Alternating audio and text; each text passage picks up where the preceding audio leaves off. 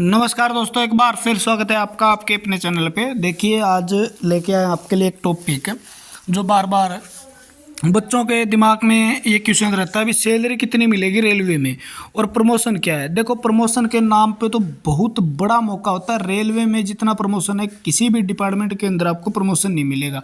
सारी बातें बताएंगे, कितने साल में कितना प्रमोशन होता है, कितनी सैलरी मिलती है। ठीक है, ध्यान से देखें। देखो, अगर आप टेक्नीशियन लगते हो और एलपी लगते हो तो उसके अंदर सैलरी का क्या डिफरेंस रहता है, कितनी सैलरी मिलती है। मैं टेक्नीशियन के बारे में बताता हूँ। आप जैसे ही ज्वाइन करोगे तो आपको कितनी सैलरी मिलेगी। देखो, अगर बात करें तो आपकी, देखो ये दो चार मतलब दो एक इंक्रीमेंट लगने के बाद की सैलरी है। दो इंक्रीमेंट लगने के बाद, यानी थोड़ा सा इंक्रीमेंट की बात करें तो उससे अच्छी है भी, ये सेम सैलरी रहेगी क्योंकि डीए बढ़ चुका है। उसके बाद में आपका डीए जो है 50% आएगा और ये डीए 46% के हिसाब से। देखो, टेक्नीशियन ये इलेक्ट्रिकल का है और इलेक्ट्रिकल के अंदर कोचिंग आपको अलग अलग डिपार्टमेंट मिलते हैं। जैसे पावर डिपार्टमेंट मिलता है, टीआरडी मिलता है, टीआरएस मिलता है और एक कोचिंग डिपार्टमेंट मिलता है जिसके अंदर एसी और टीएल वाले बंदे आते हैं। ठीक है, तो सैलरी सबकी समान रहनी है, चाहे आप फिटर के अंदर जा रहे हो, फिटर से हो, वेल्डर से हो, या आप सीएनडब्ल्यू डिपार्टमेंट में जा रहे हो। यानी टेक्नीशियन 19,900 होती है बेसिक पे और उसका 50% डीए लगा लो। 5 और 6 महीने की आपकी ट्रेनिंग होती है। ट्रेनिंग के दौरान सिर्फ और सिर्फ आपको मिलता है बेसिक प्लस डीए, यानी 20 और 10 30,000। 20 तो ये हो गए, 19,900 बेसिक होगी और 50% आपका डीए हो गया, तो आपको मिलेगा 30,000 रुपये। कितना मिलने वाला है? 30,000 रुपये मिलेंगे आपको। और उसके बाद में जैसे ही आपकी पोस्टिंग हो जाती है, 6 महीने के बाद जैसे आपकी पोस्टिंग होती है तो उस समय आपको कुछ अलाउंस मिलने से स्टार्ट हो जाते हैं। जैसे आपका एक तो अचारे मिलना स्टार्ट हो जाएगा, लगभग ये 1800 से 2000 के बीच में मिलेगा। अलग अलग जगह अलग अलग होता है।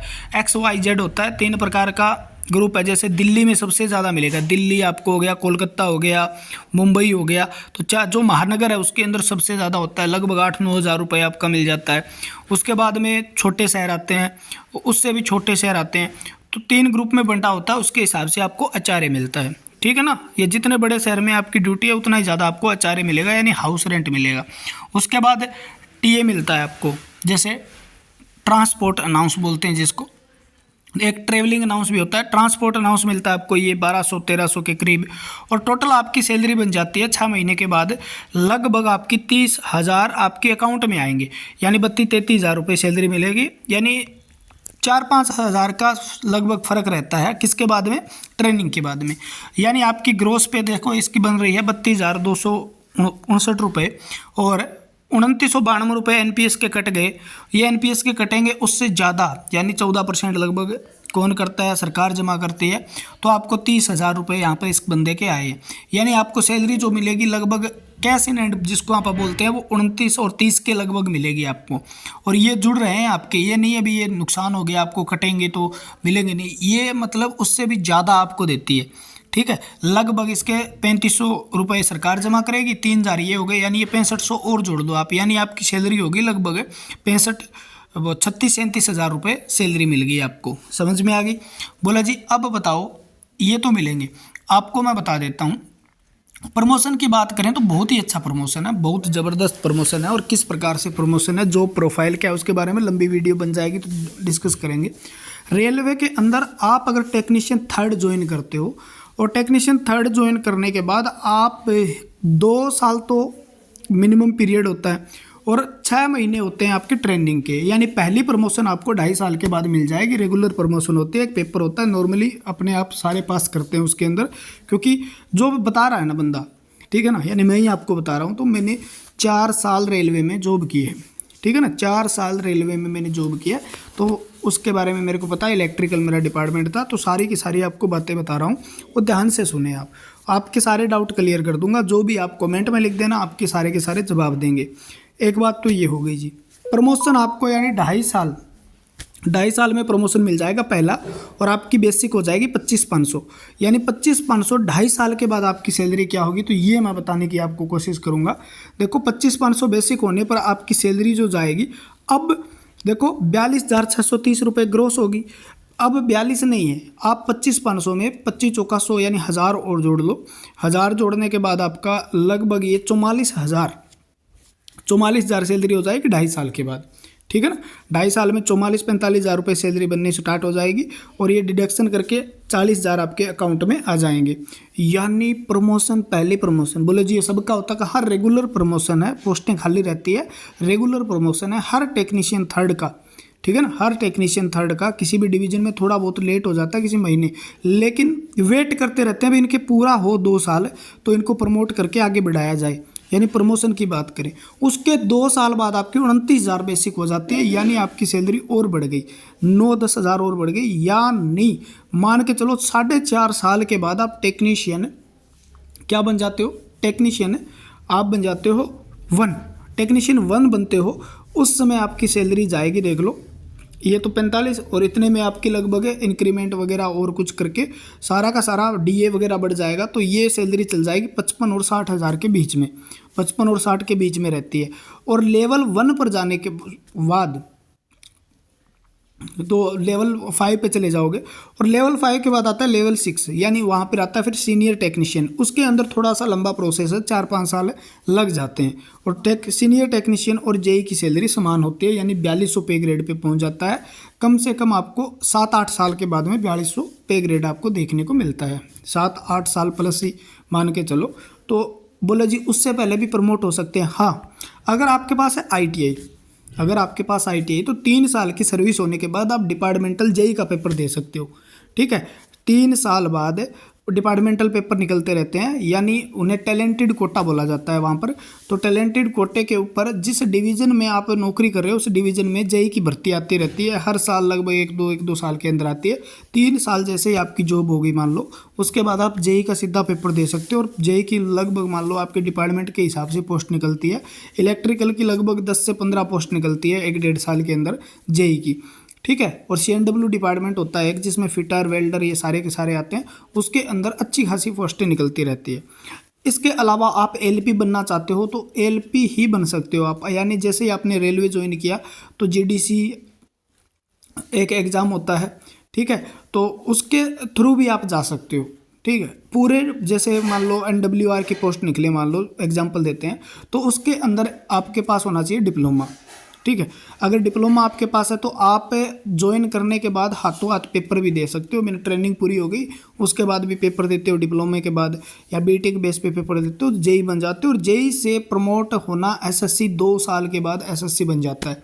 ठीक है ना, जेई से सिर्फ 2 साल के अंदर अंदर आपके लगभग SSC बन जाता है। तो प्रमोशन बहुत भरमार है, आप कहीं भी निकल सकते हो। डिपार्टमेंटल के हिसाब ट्रेन मैनेजर बन सकते हो, आप TT की वैकेंसी आती है उसके अंदर जा सकते हो, आप स्टेशन मास्टर की वैकेंसी आती है उसके अंदर। डिपार्टमेंटल वैकेंसी की बात कर रहा हूँ मैं, यानी उसके अंदर डिपार्टमेंट के बंदे ही पेपर दे सकते हैं। तो प्रमोशन के इतने ज़बरदस्त चांस है, इतने ज़बरदस्त चांस है, हद है। ठीक है, यानी प्रमोशन के मामले में देखें और तो रेलवे सबसे बेस्ट है भाई। ठीक है, आप ज्वाइन कहीं करते हो और बाकी अगर किसी ने ज्वाइन किया, जैसे अगर ग्रुप डी में भी कोई रेलवे में ज्वाइन करता है ना, तो उसके लिए भी इतने रास्ते हैं भी प्रमोशन के पूरे बढ़िया रास्ते होते हैं। लेकिन और डिपार्टमेंट में स्टेट गवर्नमेंट के अंदर ग्रुप डी वालों को प्रमोशन के बहुत कम चांस होते हैं, या सी में भी बहुत कम चांस होते हैं प्रमोट होने के। ठीक है, तो ये बहुत बड़ा एक फ़ायदा है। और आप डिपार्टमेंट पेपर दे के कोई भी डिपार्टमेंट चेंज करने की अगर योग्यता रखते हो, आप तैयारी करते हो, तो आराम से निकल सकते हो। ठीक है, बस थोड़ा सा ये होता है भी रेलवे की जॉब जो होती है वो घर के पास आने की संभावना थोड़ी कम रहती है, थोड़ा सा दूर रहना पड़ता है, बस इस चीज़ का थोड़ा सा दुख होता है। ठीक है, बाकी सब मज़े ही मज़े हैं। तो सैलरी आपने देख ही ली होगी। अगर आप कोई भी कैंडिडेट है जो तैयारी कर रहा है, ठीक है, फिर भी आपके कोई डाउट रहते हैं तो मैं ज़रूर क्लियर करूँगा। आप चैनल को सब्सक्राइब कर लीजिएगा, सारी चीज़ें आपको बताई जाएगी टाइम टू टाइम। LP की सैलरी बताएंगे क्योंकि वीडियो लंबी हो गई है। LP की टेक्नीशियन से सैलरी ज़्यादा होती है, इतनी बता देता हूँ मैं। और लेवल 1 की आपकी सीधी 29,000 लगभग 50,000 क्रॉस सैलरी आपकी जाएगी। और ये होगी 30, 15, 45 लगभग 50 से ऊपर आपकी सैलरी जाएगी। लेवल 1 का कोई सिग्नल का पेपर दे रहा है तो। ठीक है, लेवल 1 का जो दे रहा है, और LP की जो पेपर देगा, LP में जो क्लियर होता है उसकी सैलरी पहले ही, वो LP जब ज्वाइन करेगा उसके बाद उसकी सैलरी बनती है बहुत बढ़िया। क्योंकि माइलेज का एक होता है, जो माइलेज होता है 3 रुपये 75 पैसे शायद अब चल रहा है, बाकी मैं पता कर लूँगा। ठीक है। उसमें 3 रुपये 75 पैसे किलोमीटर के हिसाब से आपको मिलते हैं, ठीक है। कुछ अलाउंस और भी होते हैं जो टेक्नीशियन से अलग एलपी को मिलते हैं, यानी एलपी की सैलरी तो लगते ही आपकी 55-60 हज़ार क्रॉस जाएगी, ठीक है ना, शुरू में ही। जहाँ टेक्नीशियन की सैलरी होती है मान लो 30 हज़ार लगते ही, उसकी होती है 60 हज़ार लगते ही। उसके बाद एलपी जाता है, फिर सीनियर एलपी जाता है, इस प्रकार से उनकी प्रमोशन होती है, ठीक। तो ये सारी चीज़ें आपको बता दी गई है। बहुत ही बढ़िया जॉब है, बेरोज़गार उससे अच्छा कोई भी कहीं पे भी जाने की।